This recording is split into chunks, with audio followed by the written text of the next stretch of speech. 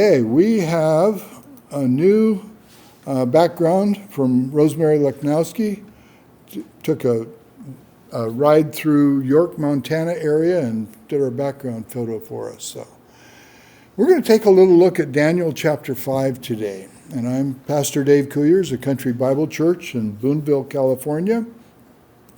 And I will do my best to get this published soon, but I'm not exactly sure when. So Daniel 5 is this interesting chapter. Basically, the handwriting on the wall is what it's famous for, but it really is the fall of Babylon.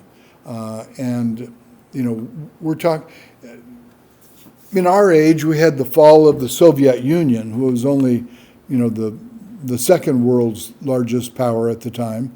But this was the ultimate world power at the time. God said he gave Nebuchadnezzar even authority over the animals and the birds. And we're going to look at some of the historical evidence of it today. I hope I don't bore you too badly. But remember that we are still in Babylon during the time of the age of the Babylonian kingdom, the one world power at that point, total dominion over the planet. And we're geographically, we're over here by Babylon, 62 miles south of Baghdad, in modern-day Baghdad, and poor Daniel's still a slave over there. He's now about 80 years old, probably. So Daniel chapter 5. I see this as a parallel version almost in Jeremiah 27, verse 4. Command them to go to their masters, saying, Thus says the Lord Yahweh Jehovah of hosts, the God of Israel, thus you shall say to your masters, I have made the earth, the men and the beasts which are on the face of the earth, by my great power and by my outstretched arm, and I will give it to the one who is pleasing in my sight. Verse 6, Now I have given all these lands into the hand of Nebuchadnezzar, king of Babylon, my servant, and whom I have given him also the wild animals of the field to serve him. All the nations shall serve him, and his son, and his grandson, until the time of his own land comes. Then many nations and great kings will make him their servant. Doesn't that sound a lot like what King Neb prayed in last chapter, chapter 4? I mean, the parallels there are amazing. But this is God basically boasting about the authority that he's given to King Nebuchadnezzar. But this, until the time his own land comes, we're talking about a time of judgment. We're talking about Daniel chapter 5, the end of the Babylonian kingdom. So we've come to a continental divide in Babylon's history. Daniel is now 80 years old, and we're going to see the collapse of the Babylonian Empire. And it's the handwriting on the wall chapter. The king is having this mighty orgy, drunken party with 1,000 of his servants. And so we're going to look at the whole chapter today, in one shot. Open your Bibles, if you would, to Daniel chapter 5, please. And I will read it to you and put it up in both languages if we can. Daniel chapter 5, verse 1. Belshazar, the king, held a great feast for 1,000 of his nobles, and he was drinking wine in the presence of the thousands. When Belshazar tasted the wine, he gave orders to bring the gold and silver vessels which Nebuchadnezzar his father had taken out of the temple which was in Jerusalem, so that the king and his nobles, the wives, his concubines, might drink from them. Then they brought the gold vessels that had been taken out of the temple, the house of God, which was in Jerusalem. And the king and his nobles, his wives, and his concubines drank from them. They drank the wine and praised the gods of gold and silver, of bronze and iron, wood and stone. Suddenly, the fingers of a man's hand emerged and began writing opposite the lampstand on the plaster of the wall of the king's palace. And the king saw the back of the hand that did the writing. Verse 6. Then the king's face grew pale, and his thoughts alarmed him, and his hip joints went slack, and his knees began knocking together. The king called out to bring in the conjurers, the Chaldeans, the diviners. The king spoke and said to the wise men of Babylon, Any man who can read this inscription and explain its interpretation to me shall be clothed with purple, have a necklace of gold around his neck, and have authority as the third ruler in the kingdom. Then all the king's wise men came in, but they could not read the inscription or make known its interpretation to the king. Then King Belshazar was greatly alarmed. His face grew even paler, and his nobles were perplexed. The queen entered the banquet hall because of the words of the king and his nobles. The queen spoke and said, "O king, live forever. Do not let your thoughts alarm you, or your face be pale." Verse 11. There is a man in your kingdom in whom is the spirit of the holy gods, and in the days of your father, illumination, insight, and wisdom, like the wisdom of the gods, were found in him. And King Nebuchadnezzar, your father the king, appointed him chief of the magicians and conjurers and Chaldeans and diviners.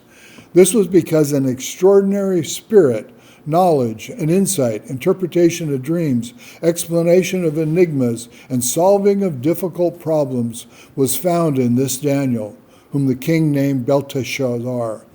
Now let Daniel now be summoned, and he will declare the interpretation. Then Daniel was brought in before the king. The king spoke and said to Daniel, "Are you that Daniel, who was one of the exiles from Judah, whom my father the king brought from Judah?"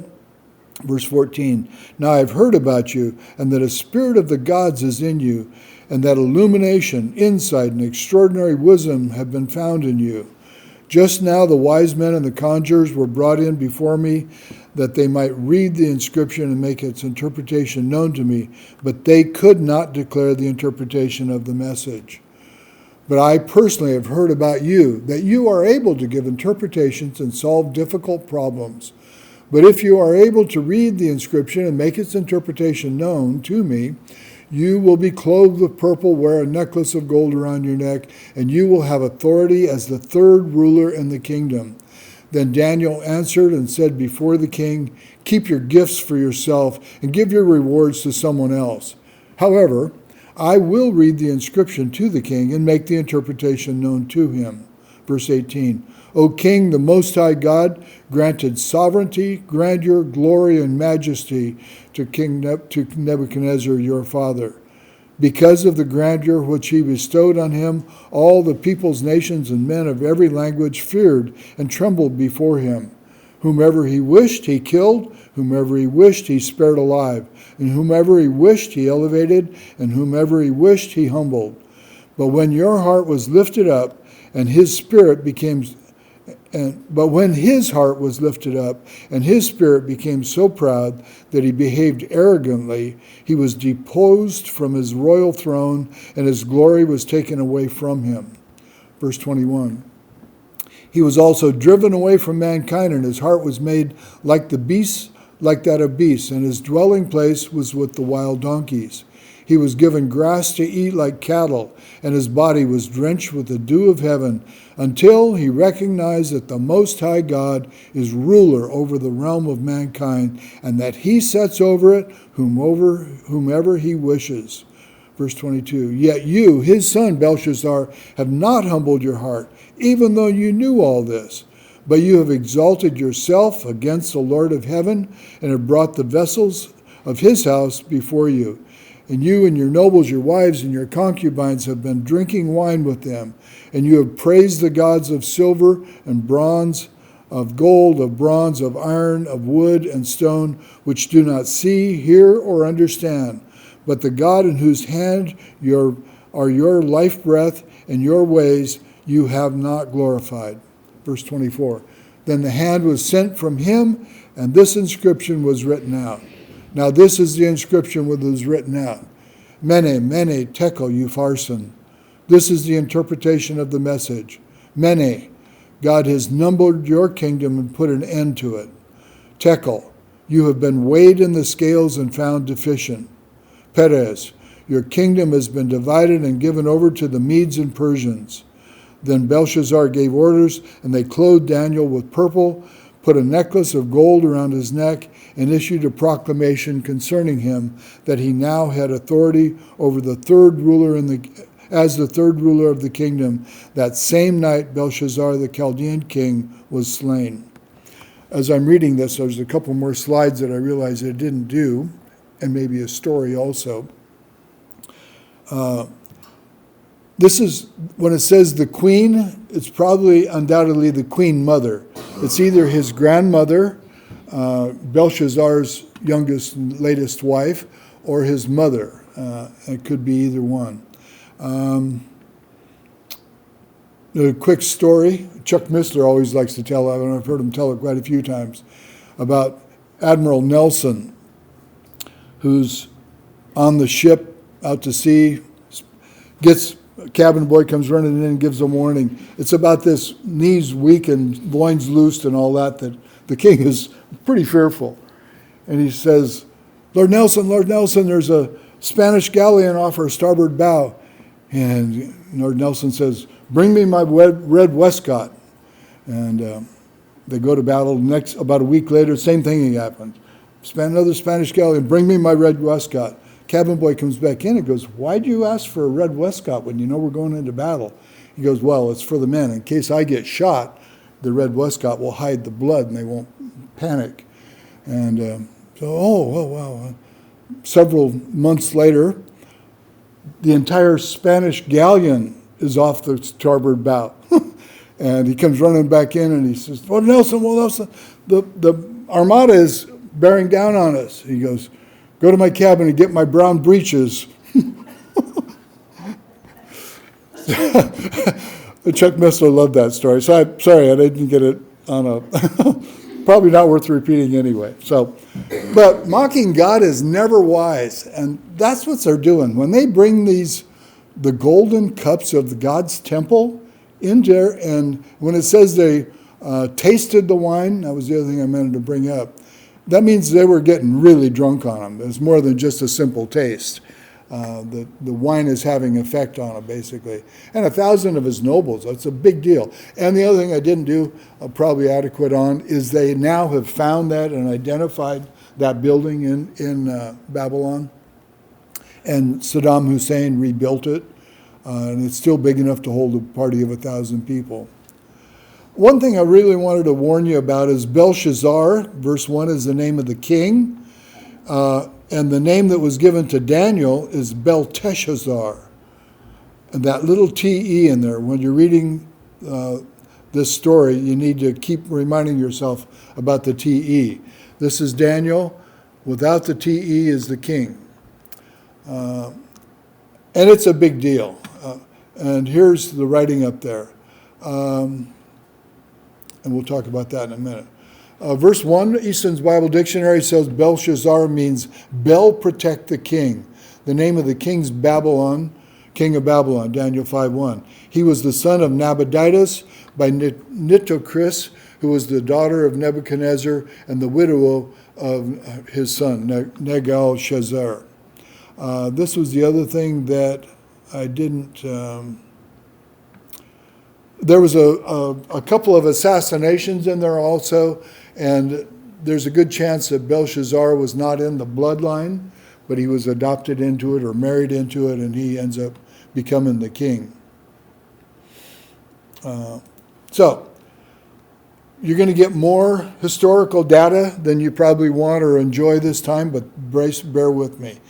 A lot of them are in the British Museum. You can go there to London or the London Museum and see them. This is the famous one, the Cylinder of Nabonidus, and it describes this takeover in vivid detail. Nabonidus came to the throne after the assassination of two of the successors of Nebuchadnezzar, even though he had no direct family connection with the Babylonian royal family.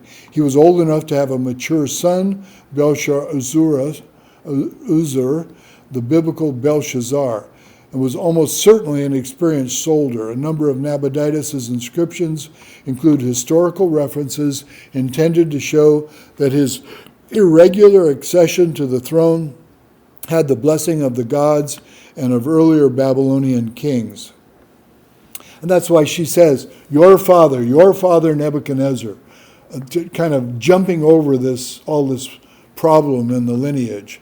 and trying to identify him as in the bloodline or a direct descendant of him. And then I found this, the Babylonian kings, there's a lot of them, and their reigns for each one from 605 BC, when King Neb came on the scene, and this is his dad, and Nebuchadnezzar came on the scene then also. So Nabopolassar was the father, and then King Neb was out at the Battle of Carchemish when he got word that his dad died, and then he came back, hit Jerusalem, and then went home in a rush. And then Nebuchadnezzar, chapters 1 through 4, and with references to him and the one we're in, and so on. King Belshazar, Eastern's Bible Dictionary says, the absence of the name of Belshazar on the monuments was long regarded as an argument against the genuineness of the book of Daniel. In 1854, Sir Henry Rawlinson found an inscription of Nabonidus which referred to his eldest son. Quite recently, however, the site of a ravine undermined by heavy rains fell at Hilla, a suburb of Babylon. And I'll go on with that in just a minute. Let me make a stronger argument. Our Bible critics for a long time railed against Daniel. It's one of the reasons they kept saying it's not a real Bible book, and it's not really, they tried to late date it and all that war that's gone against the book of Daniel. But they said there's nobody named the governor names of a couple of them. And now archaeologists have found them. So we've settled that issue. So anyway, the site of a ravine undermined by heavy rains fell at Hilla, a suburb of Babylon. A number of huge, coarse earthenware jars were laid bare. These were filled with tablets, the receipts and contracts of a firm of Babylonian bankers, which showed that Belshazar had a household with secretaries and stewards. One was dated to the 3rd year of the king Marduk Sar Azura. Marduk was another name for Baal. The Marduk Sar Azura was found to be the Belshazzar of Scripture. In one of these contract tablets dated in the July after the defeat of the army of Nabonidus, we find him paying tithes for his sister to the temple of the sun god at Sippara. So we now have physical record of every one of these names in the book of Daniel. God's provided them to be prepared for. What they would do is they'd take important documents. That's what the Dead Sea Scrolls were. They would put them in a clay jar and generally have a wax, seal the lid on with wax. So they were kept away from the air, and that's why the Dead Sea Scrolls are so good, and these here would be clay ones. This is a brick of Nebuchadnezzar. I've told you before that Judith and I, on that cruise, retracing Paul's shipwreck journey in Acts chapter 28 and 7, Scott went there and bought bricks with Nebuchadnezzar's name stamped on them. This is another one. And the story of it I'm going to tell you in just a minute here. But these are in the British Museum. And this is all, like hieroglyphics, but it's not. It's cuneiform. It's their letter and alphabet. But the brick of Nebuchadnezzar II, following the defeat of the Assyrian Empire by the Babylonians in 612 BC, Nebuchadnezzar II rebuilt the city of Babylon on a grand scale. It's been estimated that 15 million baked bricks were used in the construction of official buildings. The bricks were usually square and often bear cuneiform inscriptions, generally made by a stamp, as here, but occasionally written by hand. The inscription on this brick translates, Nebuchadnezzar, king of Babylon, who cares for Esagila and Ezida, eldest son of Nabopolassar, king of Babylon. Esagila was the temple of the supreme god Marduk in Babylon, while Ezidira was the temple of Nabu, the god of writing in the neighboring city of Borisippa. The king's most famous construction works were in Babylon, where along with Esagila, he built the famous Ishtar Gate and the northern palace. He also built the ziggurat tower named Etemekmanaki. So Nebuchadnezzar, he's called his father. He's actually his grandfather. Same thing happens in the New Testament, Matthew 22:41. While the Pharisees were gathering together, Jesus asked them, what do you think about the Christ? Whose son is he? They said, the son of David, they replied. So they've just jumped 1,000 years across Hebrew history and took the Messiah that is standing before them and identifying him as the son of David with the definite article. Do you see it?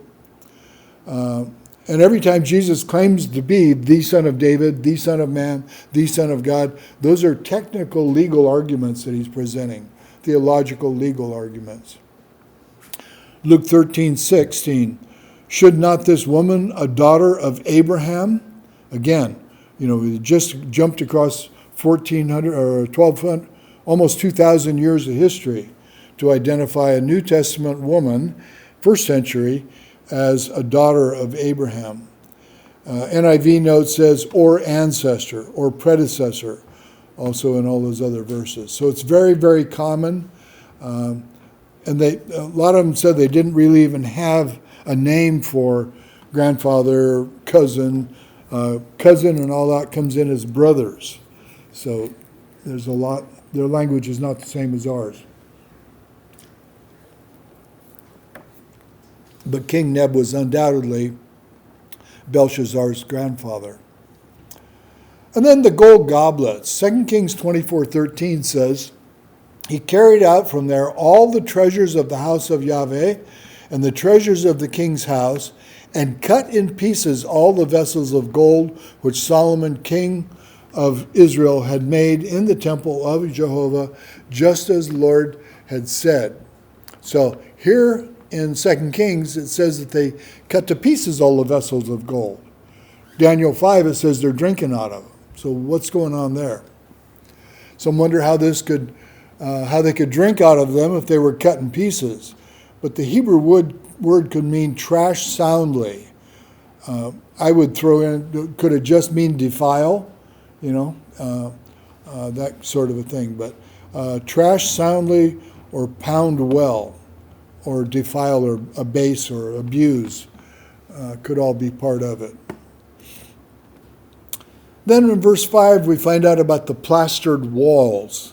Bible Knowledge Commentary says, Babylon was being besieged by the Persian army led by Ugbaru, governor of Gutium, while Belshazar inside the city was giving a great banquet for 1,000 of his nobles. Belshazar names mean Bel, another name for the god Marduk, has protected the king. Perhaps the banquet was given to show Belshazar's contempt for the Persians and to allay his people's fear. Archaeologists have excavated a large hall in Babylon, 55 feet wide, 165 feet long, that had plastered walls. Such a room would have been sufficient to house a gathering of this size. Belshazar considered his city secure from assault because of the massive walls. Within the city were supplies that would sustain it for 20 years. Therefore, the king felt that he had little cause for concern. Makes me think of the same thing with Masada. They had food for 20 years, and they had a spring that provided all the water. So they would dump vats of water down just to embarrass and intimidate the Roman army down there. But this 55 feet by 165 feet, that's bigger than a quarter of a football field. So if you're familiar with how big a football field is, here we have this huge auditorium finely decorated for this banquet. Then we get to the finger of God on the wall. Can you imagine the shock of this king? You're sitting there, you're getting drunk with your girlfriends and wives and concubines and lords, and all of a sudden a hand appears on the wall and starts writing something you can't understand. But he gave him a promise that whoever can read the writing would be given purple and gold. And I was intrigued by that. Remember back in Genesis 41:42, then Pharaoh took off his signet ring from his hand and put it on Joseph's hand and clothed him in garments of fine linen and put the gold necklace around his neck. And this is a symbol of the authority of Pharaoh, in this case, handing that authority off to Joseph. And the same thing with Daniel in Daniel chapter 5. But this purple and gold comes up a lot of uses of it in the Bible. And 6 uses of it in 3 different verses in Daniel. But that's a big deal, this being arrayed in purple and gold. But the other one that I didn't touch on is this third highest ruler. International Standard Bible Encyclopedia says Nabonidus sojourned in Arabia. In an unprecedented move, Nabonidus shifted his capital from the middle of the Arabian Peninsula, some 800 kilometers or 500 miles from Babylonia. We learned that Haran texts that he was away for a total of 10 years. He must also have returned not later than 540 BC. His sojourn in Arabia therefore lasted either from 552 to 542 or from 550 to 540. The reasons for Nabonidus' self-imposed exile have been much debated. Some suggest that Nabonidus went for reasons of health. He had become ill early in his reign. Others have suggested that he wanted to control the lucrative Arabian trade or obtain allies against the rising power of Persia. Make no mistake, Persia is getting to be a big threat to the Babylonian Empire, and they're gathering strength.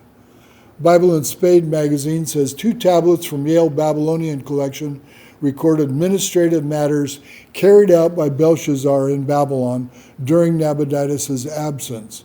These, plus other Babylonian records, indicate that Nabonidus was away from Babylon during the 6th, 7th, 9th, 10th, and 11 years of his reigns. So the dad's gone, the son's the second in ruler, and why is that important to us? Because Daniel was given the promise that if he could read the writing and interpret it, he would be given the third rule. And that's another one that Bible critics, for a long time, they complained about it until the archaeologists caught up. And when we now know the father was gone for 10 years and the son was sitting on the throne, we couldn't give the second place position. He had to make Daniel the third highest ruler. This is a picture of those stelas. And again, these are all cuneiform writing in the Babylon. The Babylonian Chronicle is another one. I'm going to print this out for you over there, but a beautiful cuneiform clay tablet. The New Babylon from 540 to 400 BC.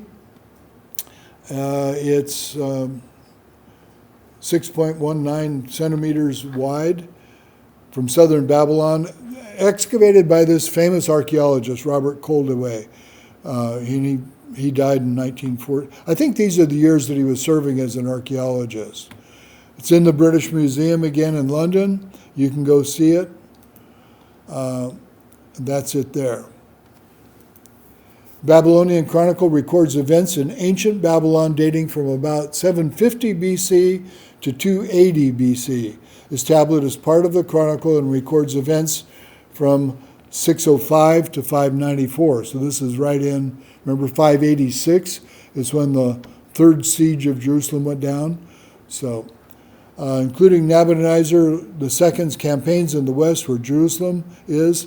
He also records the defeat of the Assyrians and the fall of the Assyrian Empire and the rising threat of Egypt. He records the Battle of Carchemish, where Nebuchadnezzar II of Babylon defeated Pharaoh Necho of Egypt in 605 BC. 605, remember, he won that battle in Carchemish. On his way home to take the throne from his dead father, he stopped in and sieged Jerusalem and captured the cream of the crop there. It records Nebuchadnezzar's rise to power. It records the removing of the Jewish king Jehoiakim, king of Judah, and inserted Zedekiah as king in his place, as recorded in Scripture. It records the capture of Jerusalem on the 16th day of March, 598. This is the second siege that it records. The discovery of this part of the Babylonian Chronicle is important in the study of biblical archaeology because it contains several events mentioned in the Bible exactly, that correspond exactly. Underline, score in your mind this idea of biblical history being verified exactly as it happened. The names, the places, the dates, the times, the people, there's no question about what's in your Bible. It's there. You can trust in it. You can get your grandkids to trust in it. Because that's why I'm dragging you through all of this historical evidence today, is that you can feel comfortable and know that this is, your Bible is confirmed by all this archaeology they dug up over there.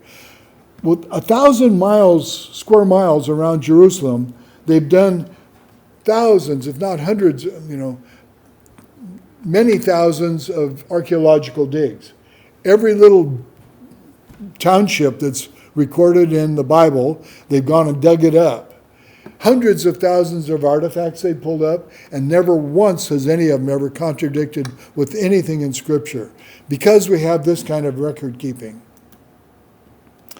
Next one would be the Ur-Isin king list.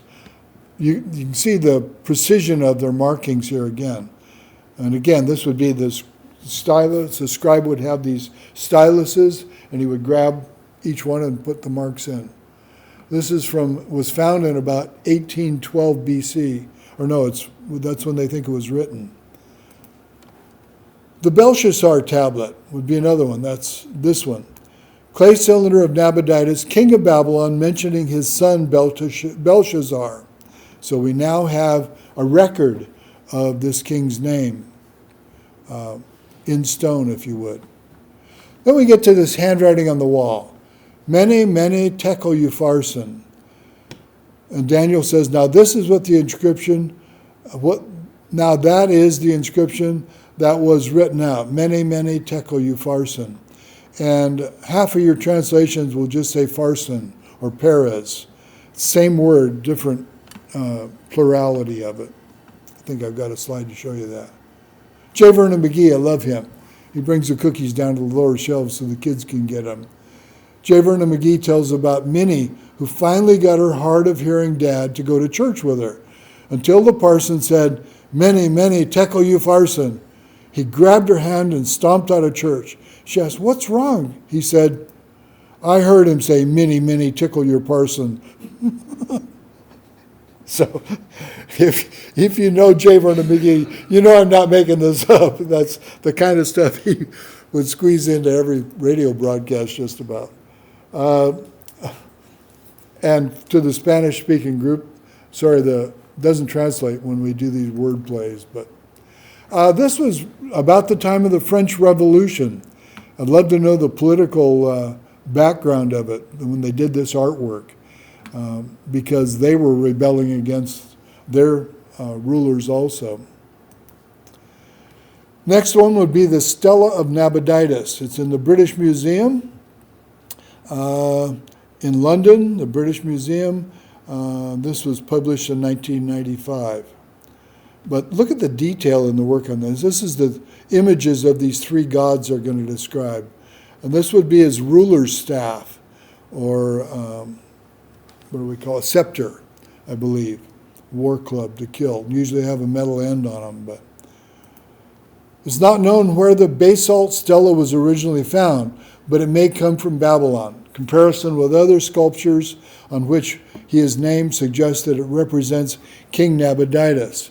He wears the traditional dress of a Babylonian king, holds a standard which was possibly carried during a religious ceremony.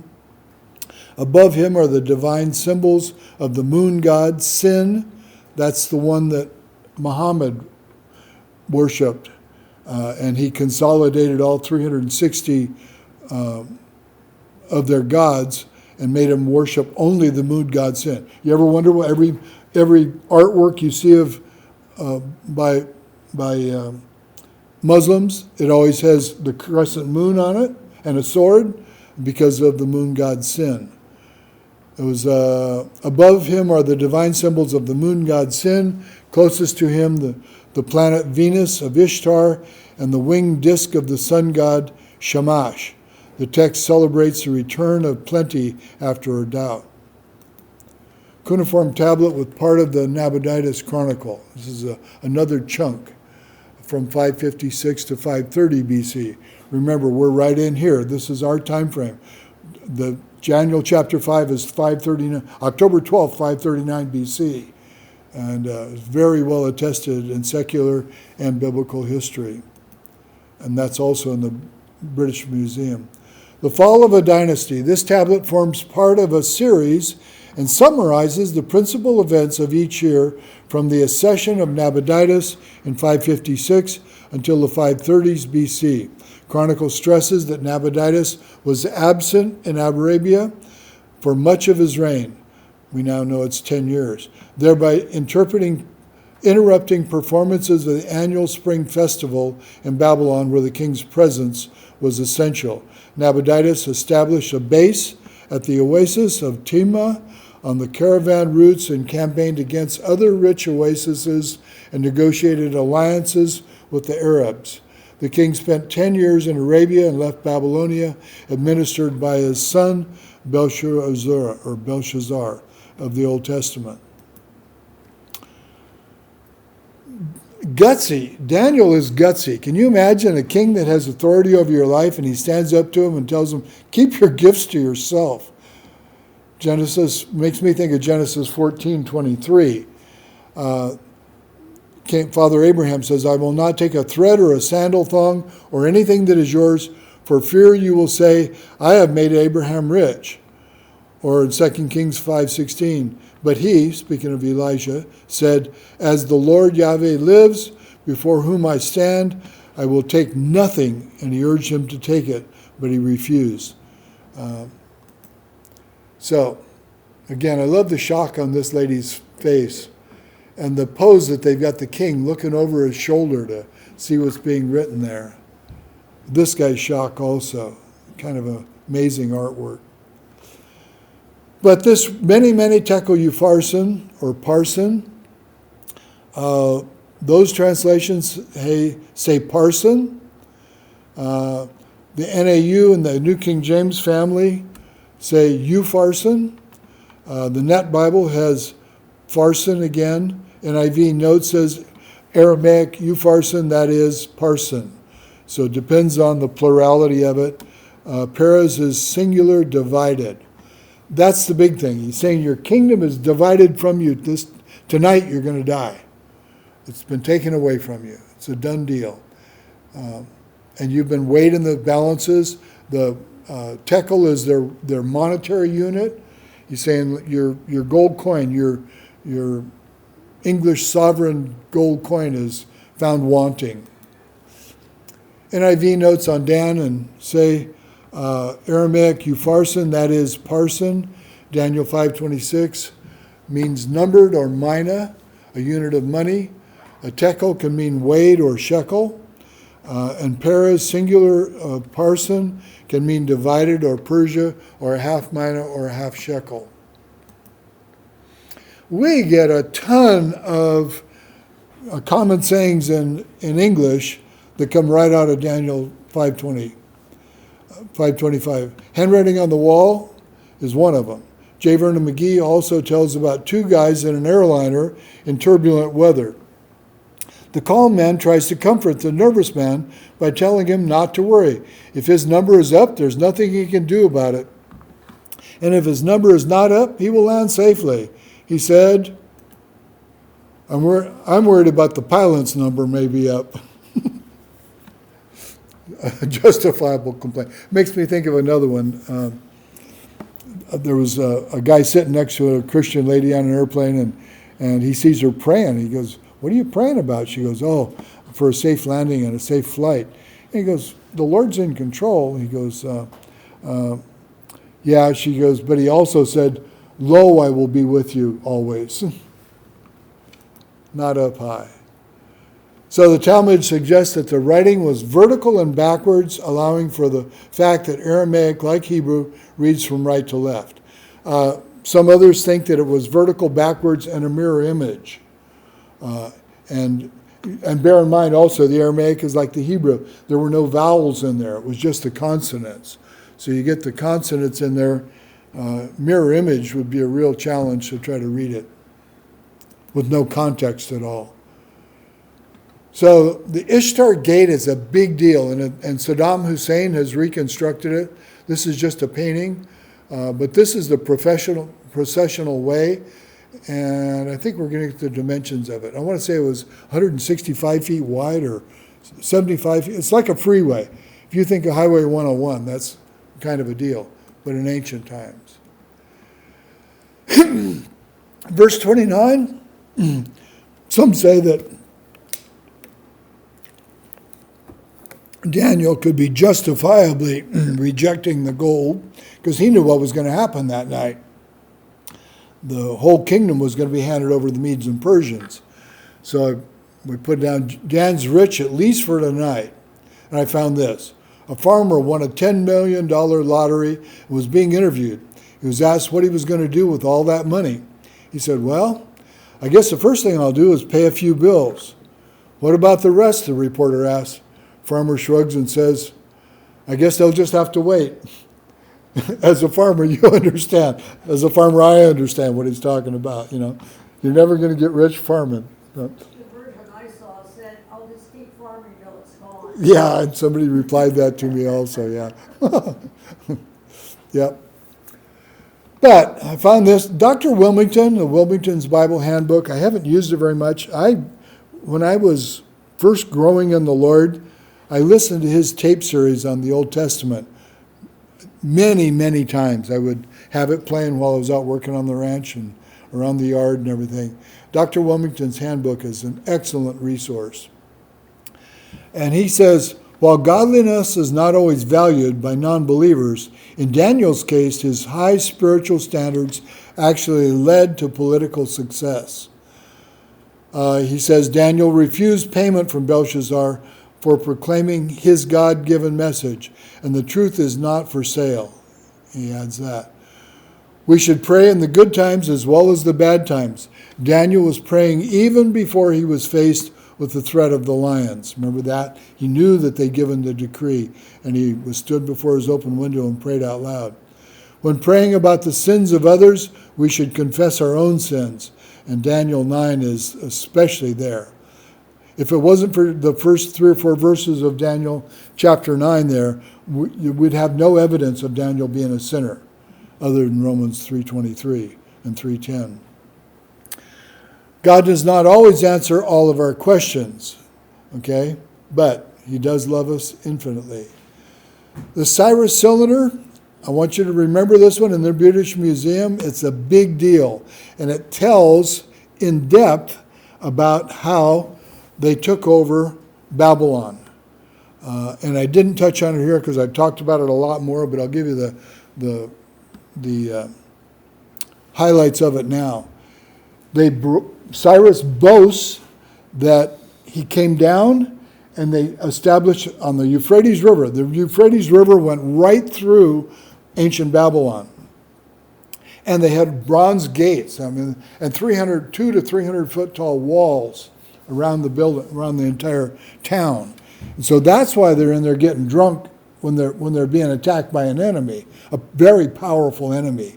It'd be the equivalent of if Russia came down to the Canadian border and was setting up siege walls against America, and everybody here is getting drunk and partying. They're not worried about it. It's like, what's going on? It's because they had such a fortress.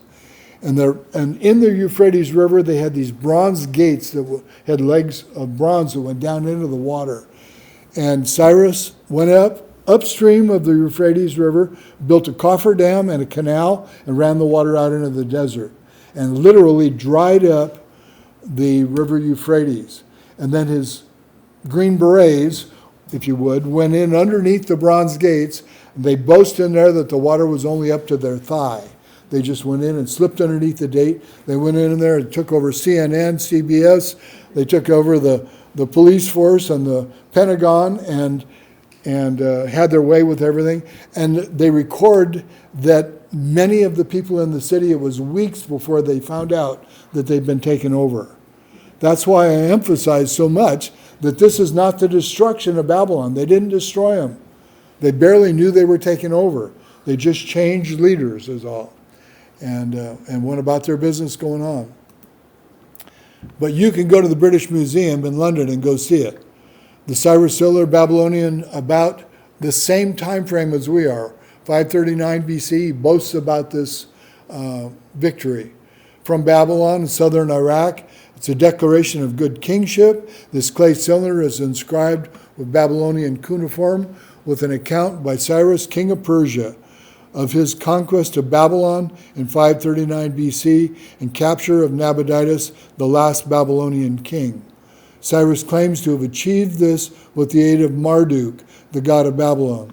He then describes the measures of relief he brought to the inhabitants of the city and tells how he returned a number of images of gods, which Nabonidus had collected in Babylon, to their proper temples throughout Mesopotamia and western Iraq. Let me interrupt a minute. This, you can read about it in Ezra and Nehemiah. That's where he sends them and their golden articles back and funds their rebuilding of Jerusalem.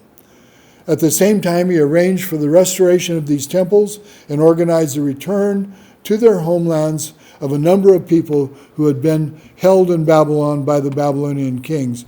Although the Jews were not mentioned in this document, their return to Palestine following their deportation by Nebuchadnezzar II was part of this policy.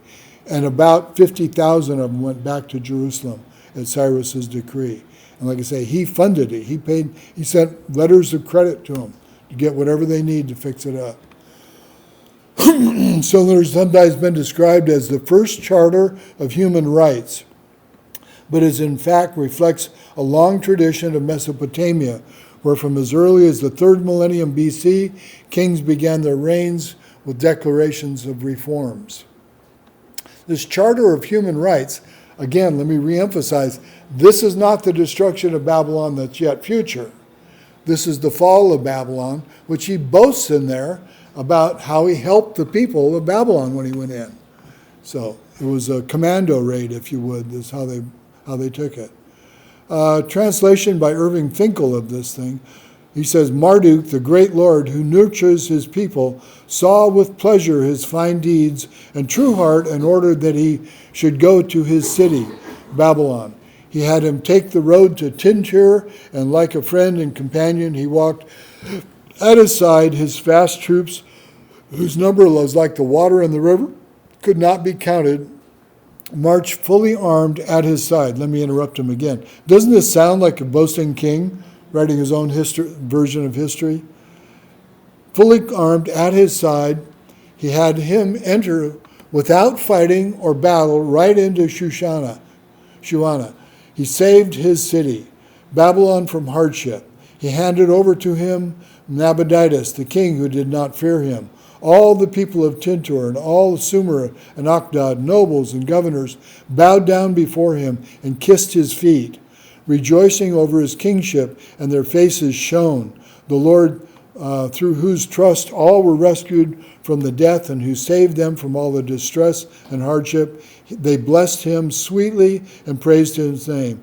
I am Cyrus, king of the universe, the great king, the powerful king, king of Babylon, king of Sumer and Akkad, king of the 4 quarters of the world. Talk about a boasting king who had grounds to boast. God had given him sovereignty over the world again. But his nobles, all the people of Tintor and all the Sumer and Akkad, nobles and governors, bowed down before him and kissed his feet, rejoicing over his kingship. I kind of read that and I go, I wonder if Daniel 5, if all those nobles there that were getting drunk with Belshazar weren't that much in love with Belshazar. And they were glad to have somebody come in and liberate them and not kill them. You know, the first thing most military generals would do if they find that 1,000 of your leaders would be to go in and wipe them out and replace them, put their own leaders in all those positions. But it sounds like they bowed down and blessed him and kissed his feet. Chuck Missler calls this God's personal letter to Cyrus. 150 years before, God had predicted this very night. This is profound. I know we're running out of time. Isaiah 44 through 24. Isaiah 24:24. The Lord's Yahweh, your Redeemer, and the one who formed you from the womb. I, the Yahweh, am the maker of all things, stretching out the heavens by myself and spreading out the earth all alone. Verse 25, causing the omens of boasters to fail, making fools out of diviners, causing wise men to draw back, and turning their knowledge into foolishness. That should remind you of Daniel chapter 2 and Daniel chapter 5 both. But Isaiah 44 goes on. Verse 26, confirming the word of his servant and performing the purpose of his messengers. It is I who say of Jerusalem, she shall be inhabited, and of the cities of Judah, they shall be built, and I will raise up her ruins again. It is I who says to the depth of the sea, be dried up, and I will make your rivers dry. Verse 28, it is I who says of Cyrus, he is my shepherd, and he will perform all my desires. And he declares of Jerusalem, she will be built. That's exactly what he did. And of the temple, your foundation will be laid, exactly as prophesied. And this would be 150 years before Daniel 5. Chapter 45, verse 1. Thus says Yahweh to Cyrus, his anointed. And that is, yes, that's the Hebrew word for Messiah. He is the appointed one, the anointed one, the Savior, if you would, whom I have taken by the right hand to subdue nations before him and to loose the loins of kings. That's what we saw in Daniel 5 with the Admiral Nelson story. The open doors before him so that gates will not be shut. I will go before you and make the rough places smooth. I will shatter the doors of bronze and cut through the iron bars. I will give you the treasures of darkness and hidden wealth of secret places, so that you may know that I, Yahweh, the God of Israel, who calls you by your name, for the sake of Jacob, my servant, and Israel, my chosen one, I have also called you by your name. I have given you a title of honor. That's Mashiach. Though you have not known me, he's not a follower of Yahweh. Verse 5, I am Yahweh, and there is no other. Besides me, there is no God. I will gird you, though you have not known me, that men may know from the rising of the setting of the sun, there was no one besides me. I am Yahweh, and there is no other, the one forming light and creating darkness, causing well-being and creating calamity. I am Yahweh the Lord, who does all these. So, you get a feeling that God's pretty kind of boasting here a little bit, telling the truth. There's no lies in there. He alone can do this. But he declares Cyrus, and he goes through the entire military plan and the actions that Cyrus took 150 years later. And it's recorded that when Cyrus did this, he didn't destroy the city, he didn't destroy Jerusalem, he ended up funding them so that they could be rebuilt exactly as God had prophesied. Verse 30, that very same night, Belshazar the Chaldean king was slain. So his number was up, the handwriting was on the wall, he was a done king. His reign was finished. But this is a number of times I've telling you, Babylon was not destroyed. Herodotus, the ancient Greek historian, recorded that Babylon had walls encircling that towered over 300 feet above the Euphrates. It seemed the renowned city was an impregnable fortress until the night of October 12, 539 BC. Then the mighty city of Babylon was taken captive by King Cyrus of the Medes and Persians, prophesied by Isaiah 150 years earlier, and by Jeremiah in chapter 27. Babylon was not destroyed, but fell. It was continuously inhabited till today. You can still go over there. The archaeologists that went in and did the digs there, they hired local workers in Babylon to do the digging. And it's been continuously inhabited. And eventually it's going to be destroyed, and then it will never be inhabited again. So it was the downfall, not the destruction of Babylon. 6 chapters for you to read, all at one sitting, if you can squeeze it out, would be Isaiah 13 and 14, Jeremiah 50 and 51, and then Revelation 17 and 18. And I've got my Isaiah tapes, not going to be available probably, but my tapes and videos on Revelation 17 and 18 are available. But here you're going to see what the destruction of Babylon truly will look like. And it won't take you long. You can sit down in an hour and read all 6 chapters and realize that what we just saw here, what's recorded in Daniel 5, is not what's recorded yet future for ancient Babylon. This pride of the Chaldeans, it's called. The one on the banks of the Euphrates. It's that one. So, I love this picture. This week, try to rescue someone from the pit. If you're making notes for me, I didn't translate that, but we probably don't need it now. So I say happy Thanksgiving. Hope you have a blessed time with your families and us too. And I love this one. Psalm 100, 2 through 5. Worship the Lord with gladness. Come before him singing with joy. Acknowledge that the Lord is God. He made us and we are his. We are his people, the sheep of his pasture. Enter his gates with thanksgiving. Go into his courts with praise. Give thanks to him and praise his name. For the Lord is good. His unfailing love continues forever, and his faithfulness continues to each generation. So I will try to get this posted. That was the end slide, I believe. So thank you, folks, for your attention. And I ask your blessing on your Thanksgiving.